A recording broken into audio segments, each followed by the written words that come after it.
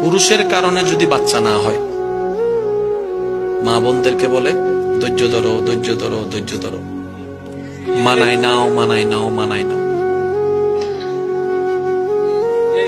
আর যদি কখনো আমার বোনের কারণে, আপনার বোনের কারণে বাচ্চা না হয়, খুব বুঝবেন বিয়ার একটা কথা। আমি করা যাবে না সে কথাটা বলছি না, আমি একটা ইনসাফের কথা বলছি। কোনোভাবে অন্যভাবে নিবেন না। স্বামী যদি পাগল হয়, মানায় নেই, বিয়ে হয়ে গেছে, মানায় নেই। বউ যদি একটু পাগল হয়, বাপের বাড়ি ফাটাই দেয়। আপনার একটু ভেবে দেখেন বিষয়টা।